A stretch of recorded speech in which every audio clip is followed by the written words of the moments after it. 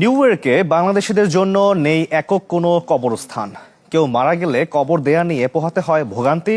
মরদেহ নিয়ে যেতে হতো লং আইল্যান্ড আর নিউ জার্সিতে। তবে মহৎ এক উদ্যোগ নিয়েছে greater Noakhali society. Orange county এলাকায় 1 লাখ কবরের জায়গা কিনেছে তারা। বর্তমানে যার কাজ চলছে দ্রুত গতিতে। সিদ্দিকুর রহমান সুমনের তথ্য ও ছবিতে ডেস্ক রিপোর্ট। করোনার সময় মরদেহ কবর দেয়া নিয়ে মানুষের দুর্দশা প্রত্যক্ষ করেছে নিউ ইয়র্কের বাংলাদেশি প্রবাসীরা। নিউ জার্সি, লং আইল্যান্ড সহ যেসব স্থানে কবর দেওয়ার ব্যবস্থা আছে সেখানেও গুনতে হয় মোটা অঙ্কের অর্থ। পরে সব দিক বিবেচনায় বাংলাদেশ সেমিট্রি তৈরির পরিকল্পনা গ্রহণ করে নোয়াখালী সোসাইটি। ক্রয় করা হয় যুক্তরাষ্ট্রের নিউ ইয়র্কের অরেঞ্জ কাউন্টির মিডল টাউন এলাকায় 126 একর জায়গা। ক্লোজিং পর্যন্ত যার খরচ হয়েছে প্রায় $3 মিলিয়ন। সম্প্রতি উদ্বোধন হওয়া বাংলাদেশ সেমিট্রি প্রকল্পের অবকাঠামোগত কাজ চলছে দ্রুত গতিতে। আগামী অক্টোবর মাস থেকে লাশ দাফন করা যাবে বলে আশাবাদ ব্যক্ত করেন সংশ্লিষ্টরা। গ্যারাজ বিল্ডিংটা আসতেছে ফলোইং উইকে।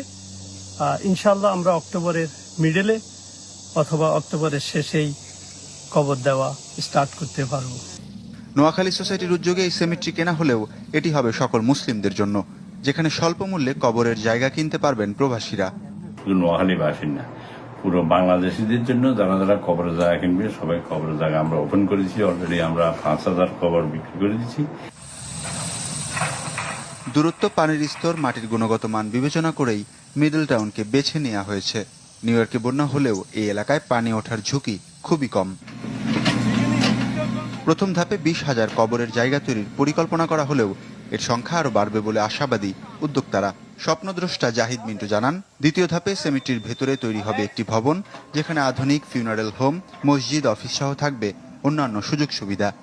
সাউথ সাইডে যেখানে সেকেন্ড ফেজে কাজ হবে, আমাদের বিল্ডিংটা ডিজাইন চলছে, ওখানে 8,000 স্কোয়ার ফিটের একটা বিল্ডিং হবে। সেখানে আপনার 2700 স্কোয়ার ফিট শুধু নামাজের জন্য জায়গা থাকবে, পুরুষ মহিলা, পুরুষদের আলাদা এন্ট্রি, মহিলাদের আলাদা এন্ট্রি।